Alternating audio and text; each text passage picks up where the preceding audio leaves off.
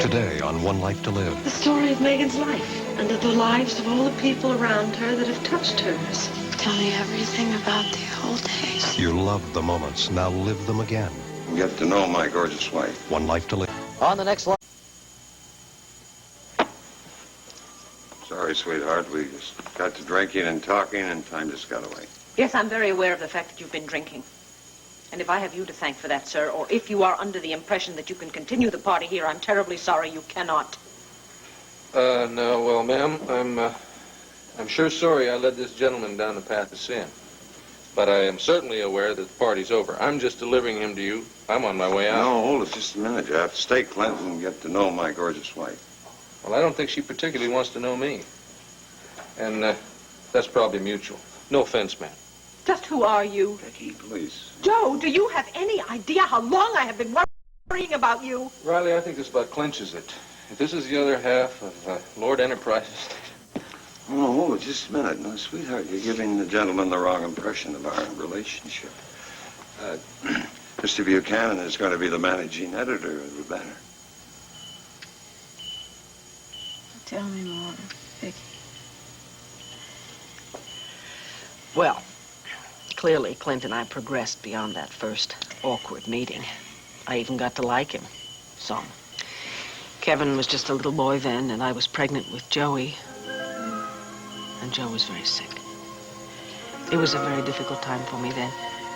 And Clint was so very kind and understanding. Now, I know you're not as happy about me taking over his position as he is. You don't know me, you don't know that much about me. Just a moment.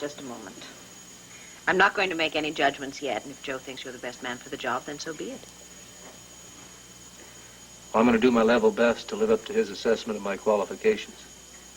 But I'm going to need all the help I can get from him in that time remaining.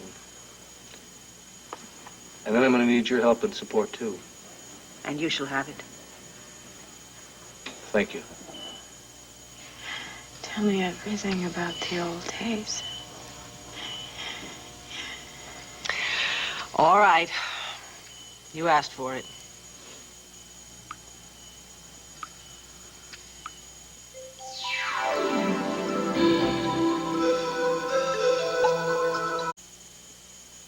Tell me about having babies.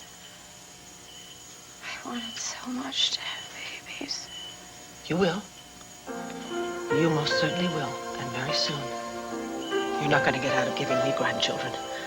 Oh, no, you don't. I'm going to have wonderful, beautiful Jake and Megan grandchildren.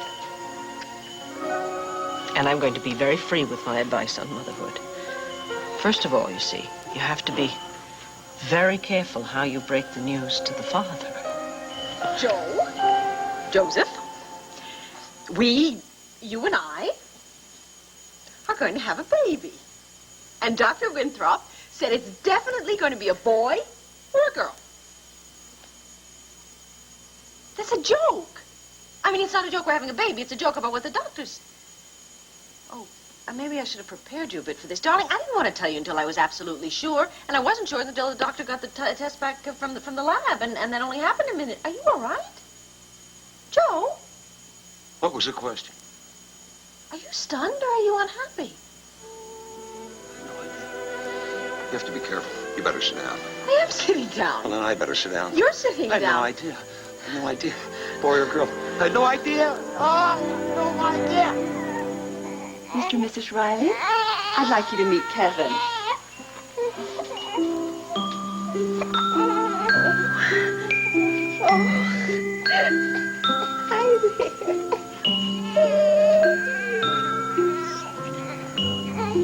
Noisy like his daddy.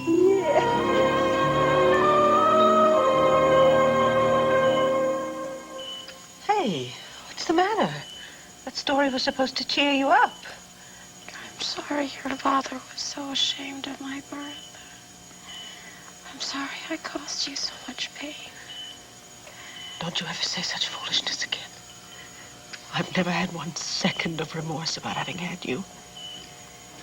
My baby, the only regret I've ever had is that we lost those first 25 years. When I first found out about you, when I realized that you had grown up without my ever having been there, without my having watched even one little jewel of a moment of your becoming a person, your own person. I made them up. I invented your history. But now, we don't have to make them up anymore because we have real memories. Megan, the future is waiting for you. And it's filled with our memories. And with your children's memories.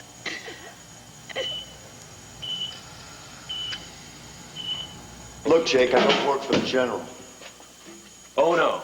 I'm supposed to believe that you stuck your neck out for me. You come all this way to rescue some bozo who you've never met before because you're such a stand-up guy. Jake, I did what I'm doing because of Megan. You don't talk about my wife like you know her. Got it? Okay. Okay. Okay.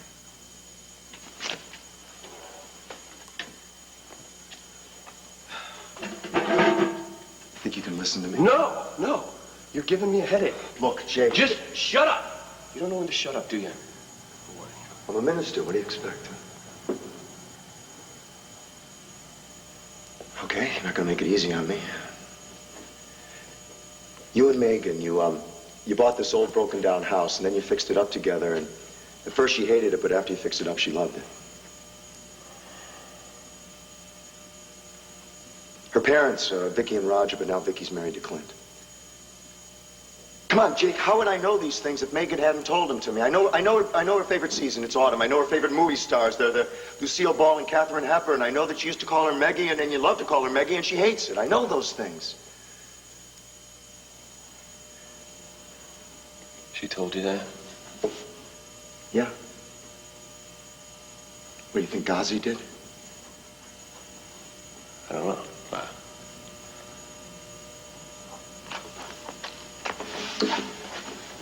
How sick is she? She's back in the hospital, and Jake, I came here because I want to get you back there as soon as possible.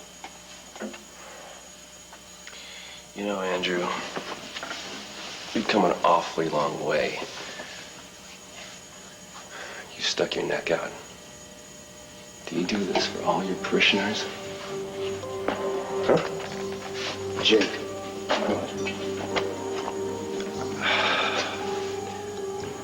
Megan and I, we're good friends. Talk a lot. Seems like you've hung on every word there, Padre. Part of my job's to listen.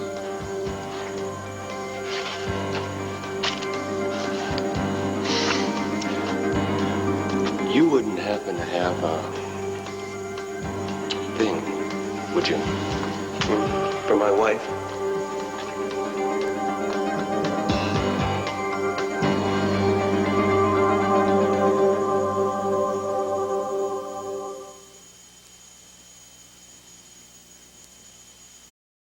Jake, if I didn't have a thing, a friend thing, for Megan, would I be here trying to bring her husband home to her? And if I had done anything, would I be able to face you now? I don't know, because I don't know you. But you say you've come here to rescue me, huh? Yeah. Yeah, I did. That was the idea. The important thing is how are we going to get out of here? You get out of here the same way that you came in here. You go through that door. You dance on down the hallway, past the guards with the big guns, and you catch a cab. I'm gonna face it, pal. You're here for a while. Don't worry. You get used to it pretty quickly. You do. You just try not to think about You know, what do you think of this cesspool that I've been living in, huh? Pretty great. Yeah. Ghazi's got a real four-star establishment. Ghazi is a very fun-loving guy. Yeah, very playful man. You know, I just spent some time with him trying to play a board game to win Jerusalem back. If I'd won, we would have been able to leave this place. But I lost. Well, it wasn't very good odds now, was it? A general against a priest? I had him. I was winning, and I had him. But I made a humane move instead of the brutal one where I would have captured the day. So what are you saying here, Andrew? You're in this place because you lost some stupid game? More or less, I am. You what? Well, see, I don't like killing. It was just a game, Yeah, I know. right? There were no real Jake, lives. I know it was a game. I know that, all right? But I'm playing with this monster, and it's the principle of the thing. The principle? The principle? Because of some principled, idealistic schnook, I'm going to spend the rest of my life in this hole. I thought Ghazi was out of it. Look, just tell me about Ghazi, everything you know about him. Ghazi is a loose cannon. He's a renegade. Ghazi runs the army runs the government, and the government is just too afraid to do anything about it. This I understand. Oh, do you? You understand? Understand? Well, who do you think could help us now? How about God?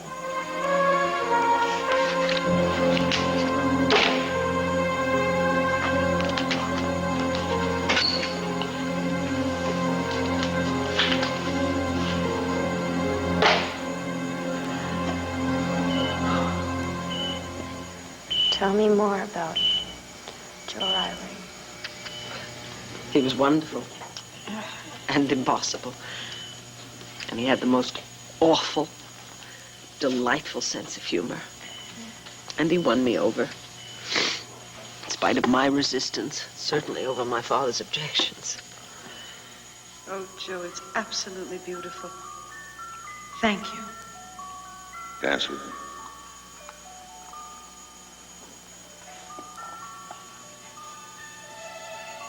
We had the most wonderful honeymoon. It was so romantic. He was hardly what Father had in mind as a son-in-law. I mean, Joe was from a working-class family. And worse than that, he was Irish Catholic. Victor Lord sure wasn't open-minded kind of guy. Honey, are you cold? Yeah. Is there another blanket? Yeah, sure.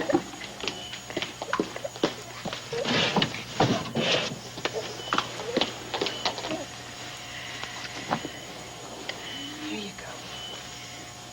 Did you find a blanket?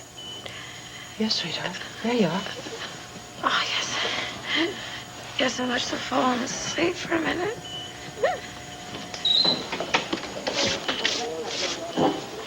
So how's the most cynical patient on this floor? Cold. Larry, she's shivering like she has chills. What have you guys been talking about past time? Just sort of wandering down memory lane, that's all. Memory lane, huh? Personally, I never much liked that trip. Too many bad sights along the way. Look, I'll be right back. What did he mean by bad sights? Oh. Well, unfortunately, Larry's had more than his share of sadness in his life, and I quite frankly don't know that I didn't make things a lot worse for him. What do you mean? Well, I accidentally discovered a secret that... Never mind, honey, never mind. You can't tell me a secret without telling me what it is. It was about Larry's wife, Karen. I found out that she was a prostitute.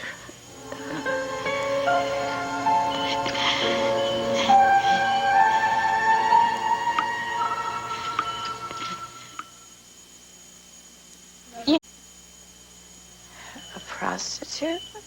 Larry's wife? Yes.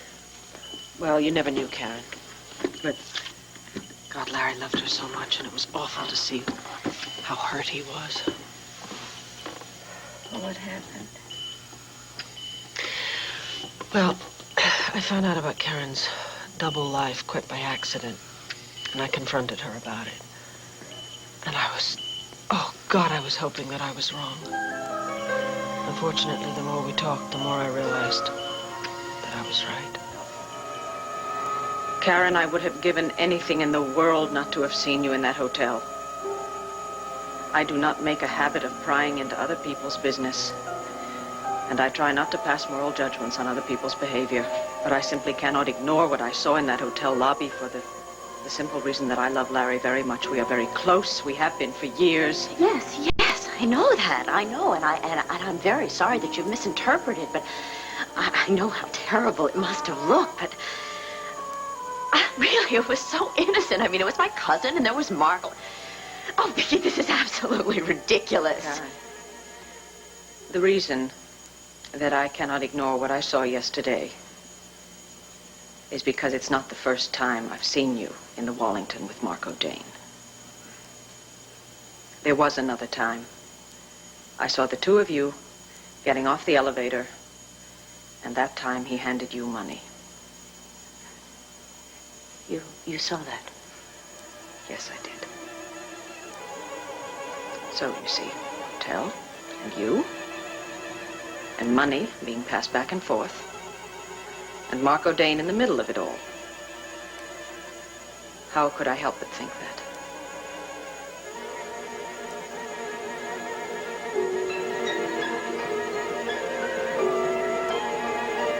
Karen, say something. Karen, please, please convince me that it is innocent. I can't. You can't.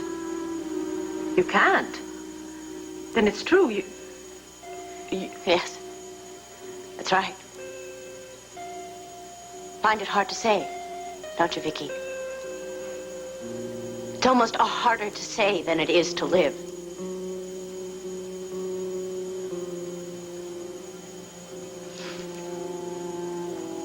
Prostitute. Hooker. Trick, John, number. You see, there's a whole vocabulary that surrounds it. Number. I think that's my favorite. Number, not man, not person, but just one of so many faces. Number. You know what, Vicki? I'm worth $100. Men pay $100 just for the privilege of going to bed with me for half an hour. And even at $100 a shot, I still don't have a heart of gold.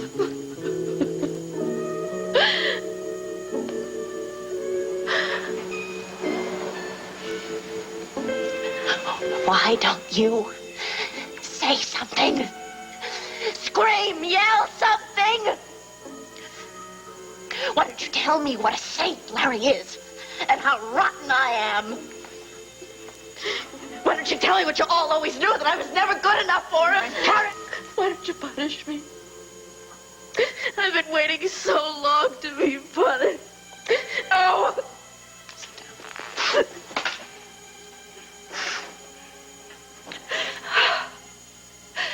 Oh, God, Vicki. I hate myself. You have no idea how much I hate myself. This double life, this deceit.